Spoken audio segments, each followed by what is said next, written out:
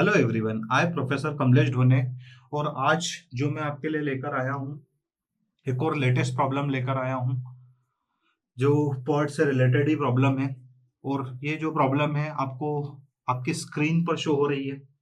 अब इस प्रॉब्लम में सबसे पहले तो आप स्क्रीन पे इस प्रॉब्लम को देखिए कि इस प्रॉब्लम में आपको क्या दिख रहा है। इस प्रॉब्लम में आपको कुछ चार कॉलम दिख रहे हैं। एक कॉलम में एक्टिविटी लिखी हुई है, दूसरे कॉलम में आपको ऑप्टिमिस्टिक टाइम दिए रखा है, तीसरे कॉलम में मोस्ट प्रोबेबल टाइम दे रखा है, मोस्ट लाइकली टाइम, और फोर्थ नंबर के कॉलम में आपको टीपी दे रखा है, pessimistic time, optimistic time, most likely time और पेसिमिस्टिक टाइम।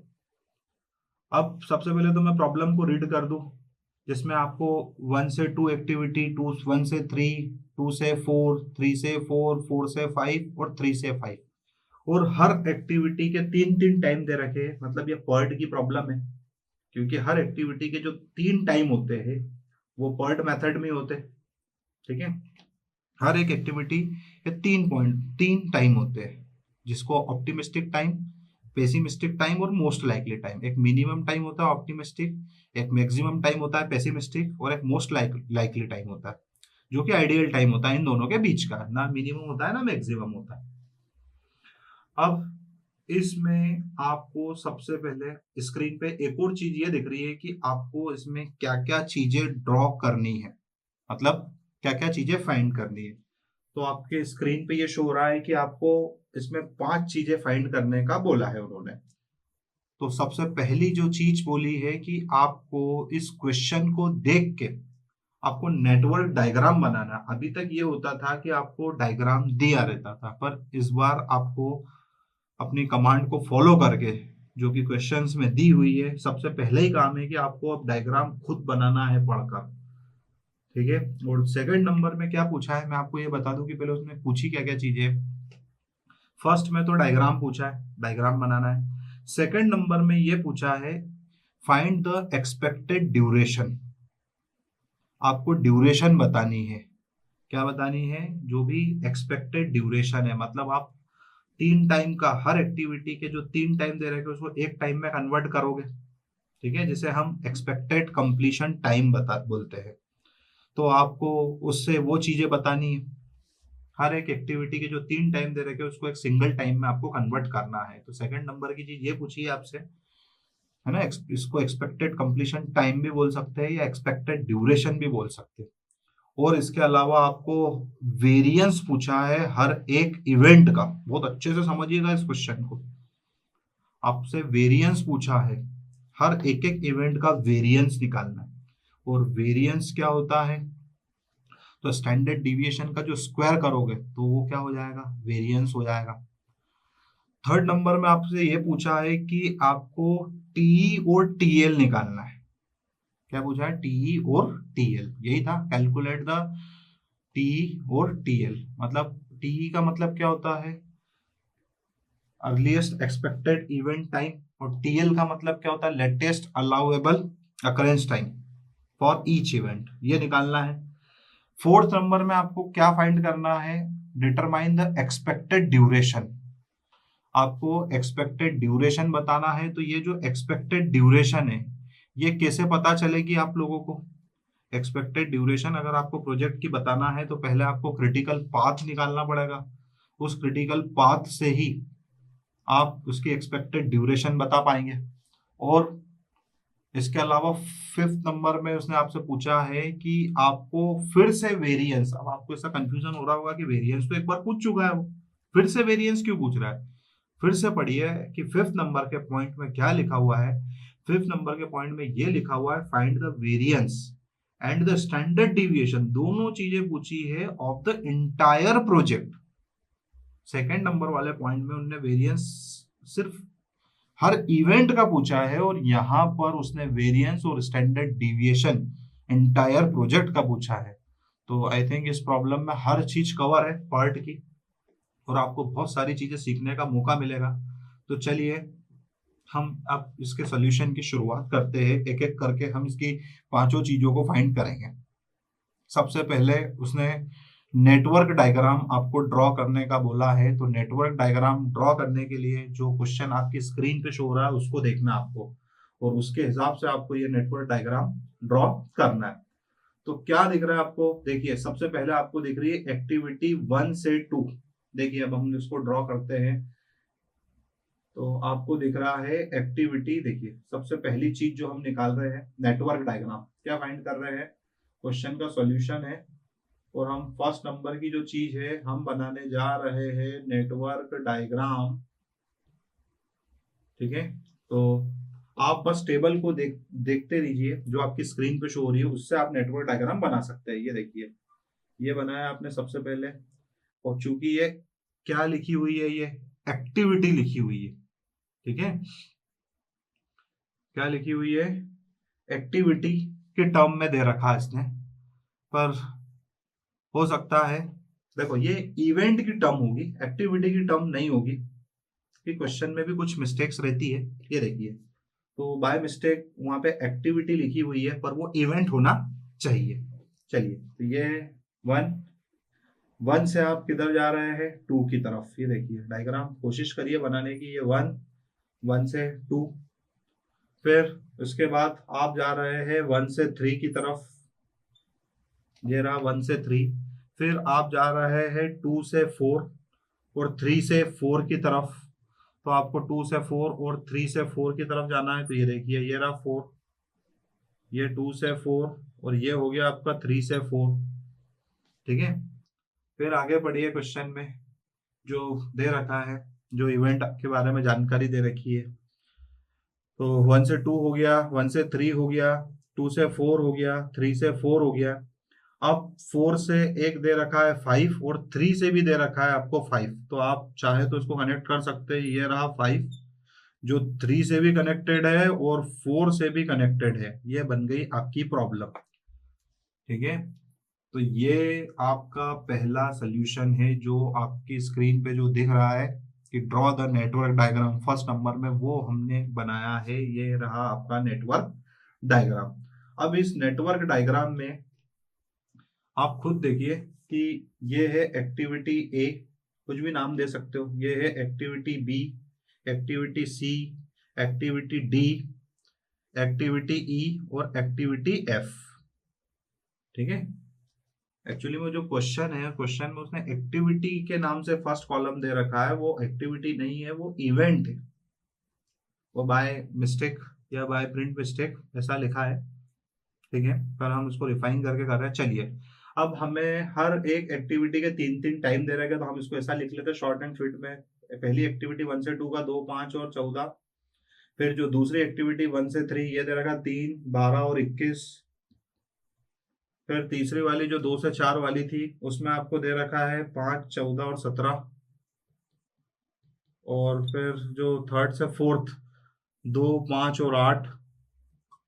और जो 3 से 5 वाली है 6, 15 और 30।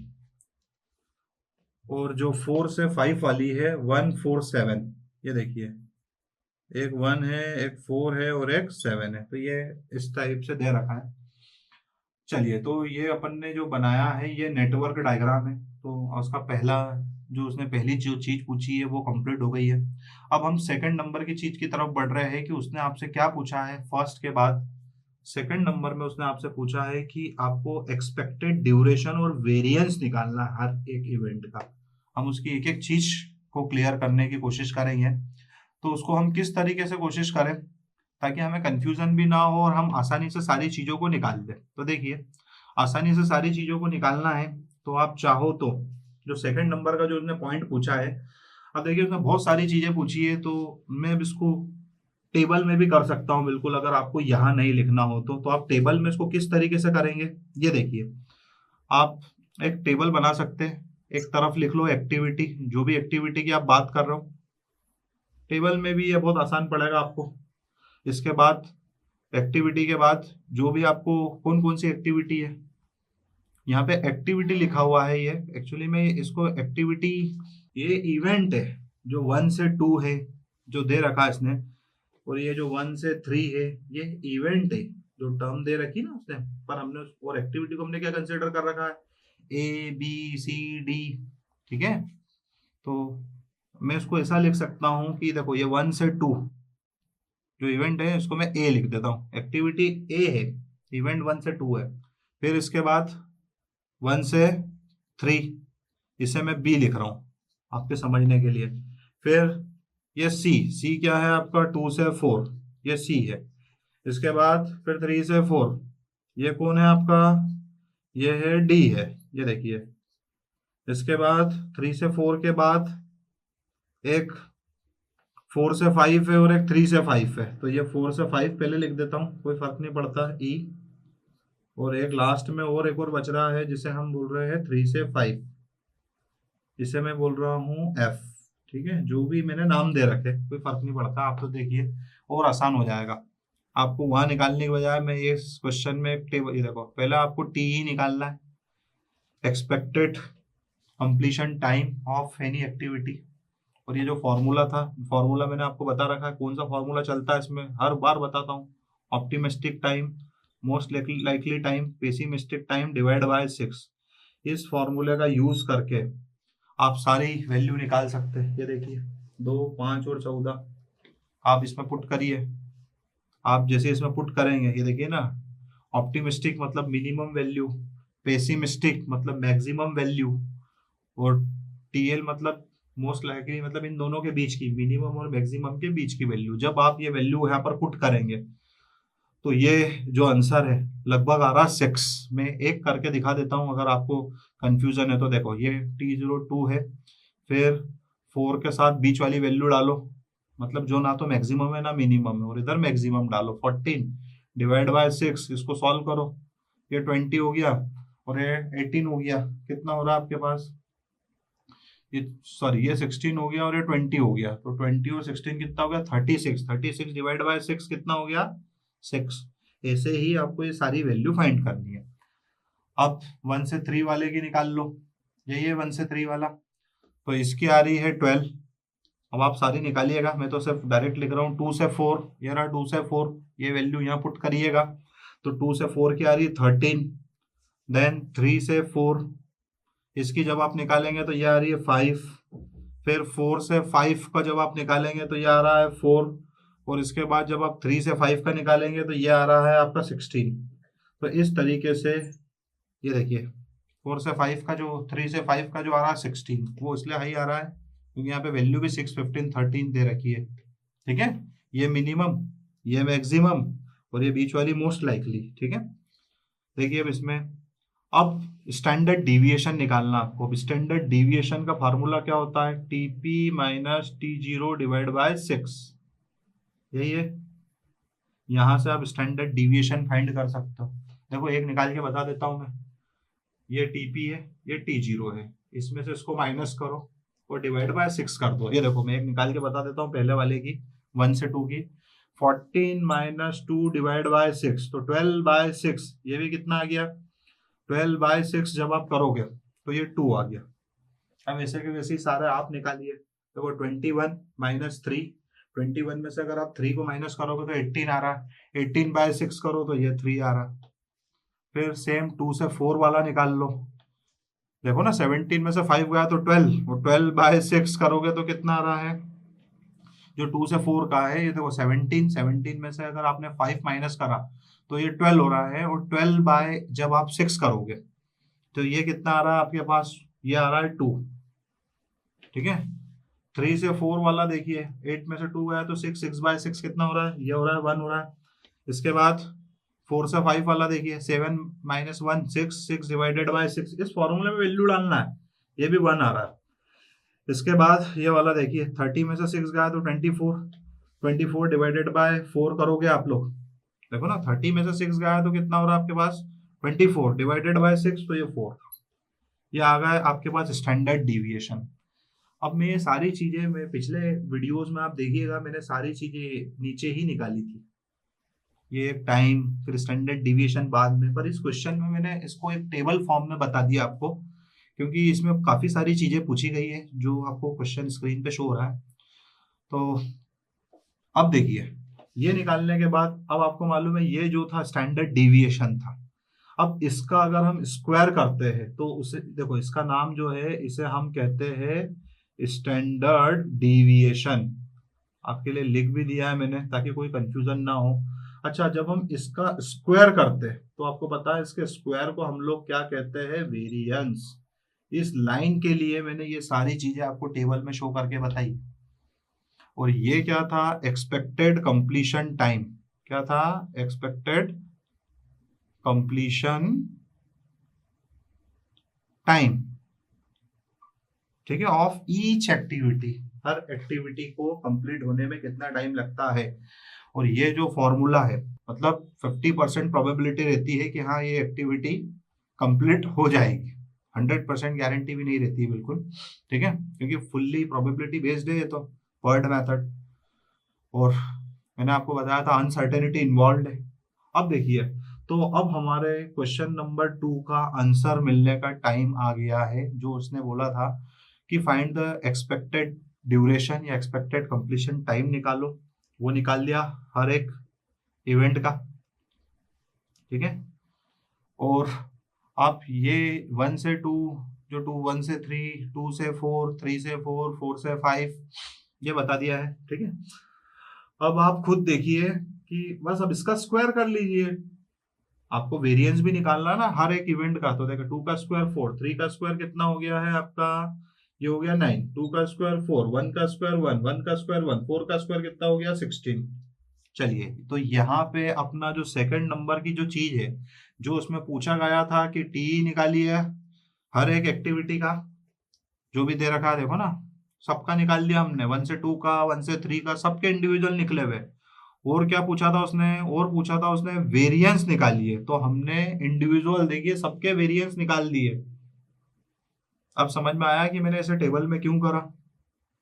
तो ये टी पूछा था और उसने सिग्मा का स्क्वायर, जिसे हम वेरिएंस कहते हैं, वो पूछा था। ये हम दोनों चीजें निकाल चुके हैं। अब हम वापस क्वेश्चन की तरफ जाते हैं। क्वेश्चन में अब देखिए हमें थर्ड नंबर पे कौन सी चीज निकालना है। अब थर्ड नंबर में उसने बोला है आपको निकालना है टीई और टीएल, ठीक है। क्या निकालना है, टीई और टीएल। तो टी आपको पता है यहाँ से लेफ्ट से राइट की तरफ निकालते हैं। और निकालने का तरीका क्या है, नेक्स्ट वाला टी निकालना, तो ये वाले टी को लो और इसमें ड्यूरेशन को क्या कर दो, ऐड कर दो।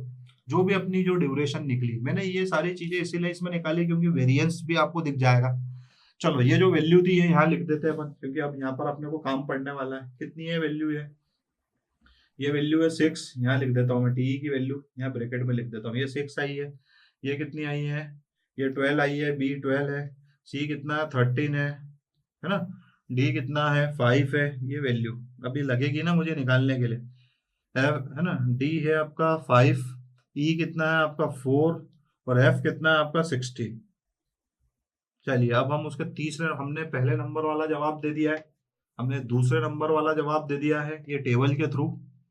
और मैंने इसीलिए बताया कि अगर मैं इसमें बनाता तो फिर टी और टीएल निकालते समय आपको बहुत कंफ्यूजन होता है, और मैं आपको कंफ्यूज नहीं करना चाहता था। चलिए, सिग्मा का स्क्वायर भी निकाल लिया। अब हम थर्ड चीज की तरफ बढ़ रहे हैं, टी और टीएल। तो टी, हर एक इवेंट के दो टाइम होते हैं, टी और नीचे लिखा जाता है टीएल। टीई का मतलब अर्लीस्ट एक्सपेक्टेड इवेंट टाइम होता है, कि एक इवेंट मिनिमम टाइम में जो अकर हो जाता है, उसी को हम लोग टीई कहते हैं। चलो, अब इसको निकालते, कैसे निकालते हैं। सबसे पहले कुछ नहीं हो तो 0 ले लो इसकी वैल्यू, इसको ऊपर लिखते देखिए। और उसको निकालने का तरीका क्या है, टीई प्लस जो ड्यूरेशन है आप उसको ऐड करोगे तो आपको नेक्स्ट वाला टीई मिल जाएगा। 0 में 6 जोड़ा तो 6 मिल गया। बहुत छोटा सा है तो 2 मिनट में समझ में आ जाएगा आपको। मैंने ज्यादा बड़ा नहीं लिया है, बिल्कुल सिंपल प्रॉब्लम ली है। ज्यादा बड़ा में कई लोगों को कंफ्यूजन होता है, इसीलिए देखो 0, 0 में 12 जोड़ा तो कितना आ गया 12।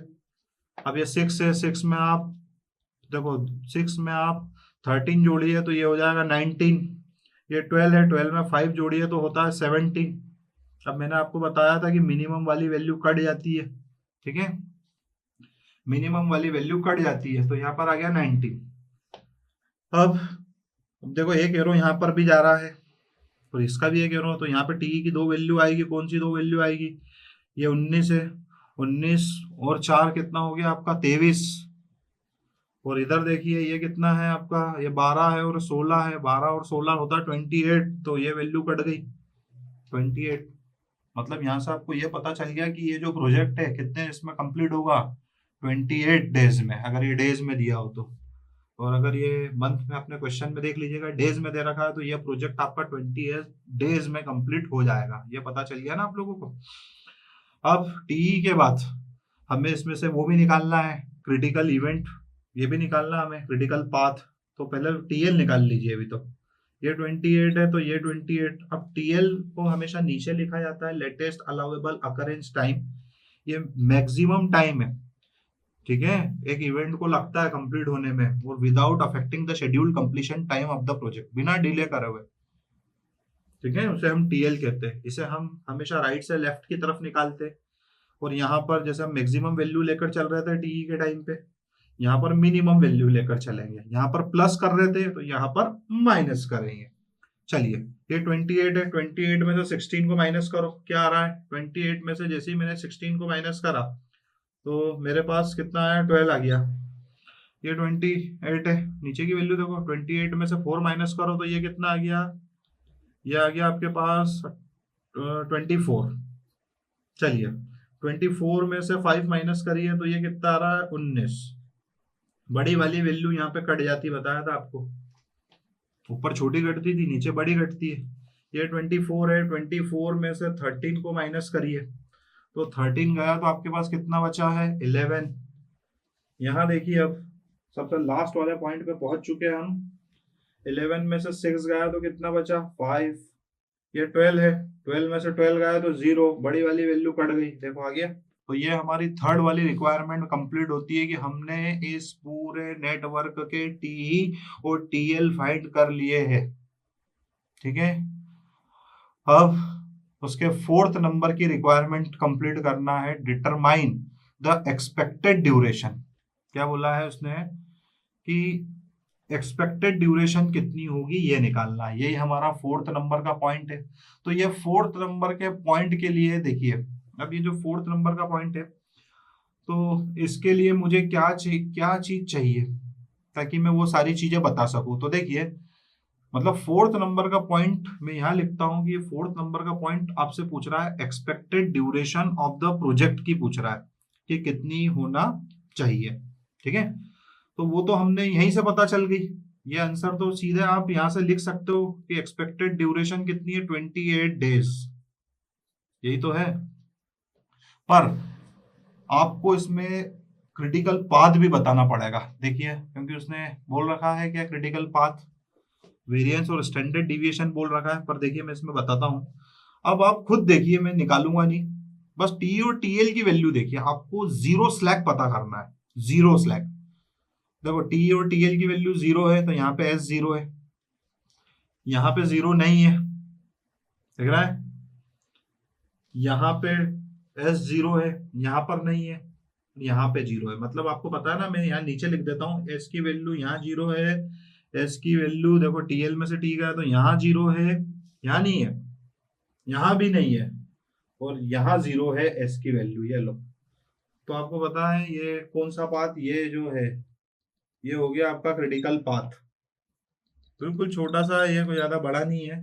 आपका अगर क्रिटिकल पाथ कोई पूछे निकालने के लिए तो आप बता सकते हो कि क्रिटिकल पाथ आपका क्या है, 1 से 3 और 3 से 5, ठीक है, ये आपका क्रिटिकल पाथ हो गया।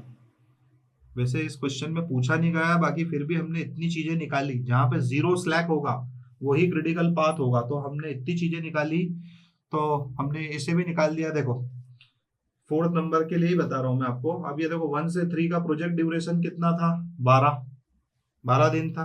3 से 5 का कितना था, 16। तो 12 और 16 कितना हो गया आपके पास, 28 डेज। ये जो फोर्थ नंबर का जो आंसर है वो आप इस तरीके से भी दे सकते हो, क्रिटिकल पाथ का पता लगा के। या तो 28 तो पता चल ही गया आपको, पर आप ये देखो, दिख रहा है क्रिटिकल पाथ। या मैंने एक और तरीका बताया था कि आप सारे पाथ को जोड़ लो, ये एक तरीका है। देखो, इसके मैंने जो फोर्थ नंबर वाले का आंसर चाहो तो आप यहाँ से देख के दे दो, 28 डेज। यहाँ से दिख ही रहा आपको, इस प्रोजेक्ट को कंप्लीट होने में 28 दिन लगेंगे। या आप यहाँ से देख के दे दो कि जो क्रिटिकल पाथ है, जो भी स्लैक 0 है वो क्रिटिकल पाथ, देखो दिख रहा है, TL minus T 0, TL minus T, slack 0 आना चाहिए। समझ में आया? ये देखो मैं इस टाइप के बॉक्स में डाल देता हूँ ताकि आपको दिखे अच्छे से। और एक और तरीका बताया था मैंने ये निकालने का, देखो ये पाथ देख लो, एक तरीका और, 1 से 2, 2 से 4, 4 से 5, एक तरीका ये है, और एक रास्ता ये सीधा जा रहा है, और एक रास्ता ये, 3 रास्ते जा रहे हैं। देखो एक तरीका और बताता हूँ मैं ये निकालने का, ये मैं पहले भी बता चुका हूँ। देखो आपको रास्ते कौन कौन से दिख रहे हैं, एक दिख रहा है 1 से 2, 2 से 4, 4 से 5 दिख रहा है। सिर्फ ये इनिशियल इवेंट से फिनिशिंग इवेंट तक जाने तक का रास्ता देखिए, एक ये दिख रहा है, एक ये 1 3 4 5, एक ये रास्ता ये दिख रहा है 1 3 4 5, और एक रास्ता ये दिख रहा है 1 3 5। बिना कुछ करे आप, बिना चित्र बनाए, देखो बिना या टीएल निकाले भी आप निकाल के बता सकते हो, सिर्फ प्रोजेक्ट ड्यूरेशन देख के। चलो ये जोड़ लो, ये कितना है 1 2 4 5, ये 6 है, ये देखो 6 और 13 और 4 कितना हो रहा है, 13 और 6 19, 19 और 4 कितना हो गया 23, ये 23 आ रहा है, 23 दिन। 1 3 4 5 को जोड़ो, ये कितना है 12, प्रोजेक्ट ड्यूरेशन 12 और 5 17, और 17 और 4 कितना हो रहा है, तो 17 और 3 20 और 1 21, ये 21 हो रहा है। ये देखो आप यहाँ से भी बता सकते हो क्रिटिकल पाथ, और वो इसको जोड़ो सीधे वाले को, 12 और 16 तो कितना हो गया 28। मैंने आपको फिर बताया था कि इनमें से जो भी हाईएस्ट होगा वही आपका क्या कहलाएगा, क्रिटिकल पाथ 1 3 5, और ये हो गई आपकी प्रोजेक्ट ड्यूरेशन।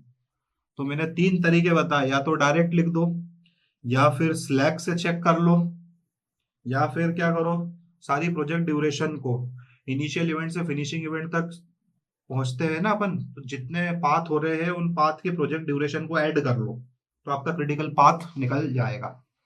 ओके चलिए, अब इसके बाद इस प्रॉब्लम का सबसे लास्ट पॉइंट, उसे हम हैंडल करने जा रहे हैं 5th नंबर का पॉइंट।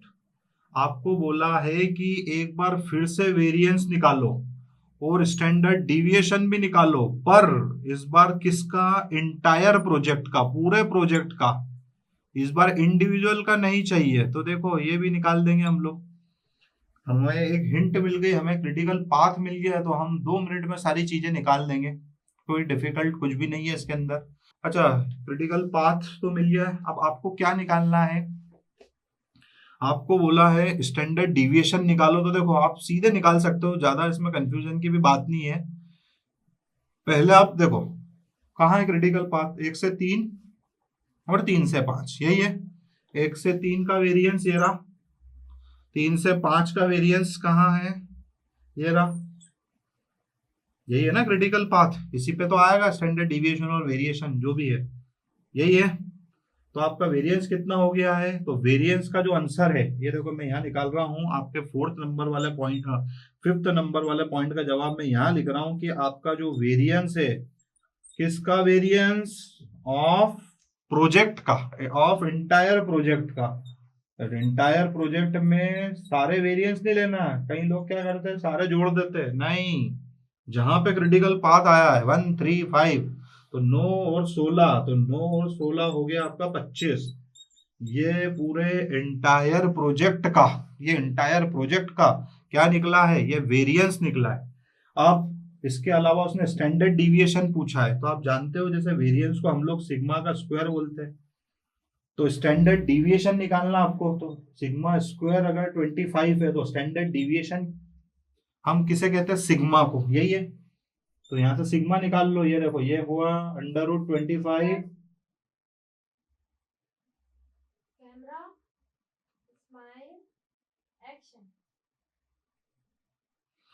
जो हमारा जो वेरिएंस है 9 + 16 = 25, ये इंटायर प्रोजेक्ट का वेरिएशन है।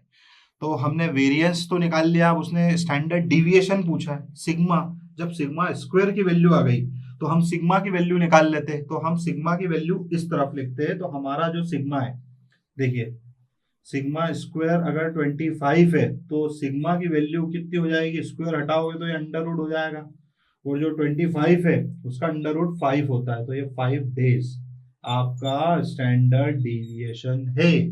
और वेरिएंस आपका कितना था, वेरिएंस आपका जो निकल कर आया था वो 25 डेज है। क्योंकि सारी चीजें डेज में दे रखी है, इसलिए हम सब डेज में ही बात कर रहे हैं। और क्रिटिकल पाथ भी आ गया। तो इस तरीके से हमने इसके पांचों पॉइंट सॉल्व करे। बहुत अच्छी प्रॉब्लम थी, आप इसे बार बार प्रैक्टिस करिए। और अगर इससे रिलेटेड आपको कोई भी डाउट हो तो आप बिल्कुल कमेंट करके बताएं, मैं आपके सारी प्रॉब्लम सॉल्व करने की कोशिश करूंगा। Okay, thank you.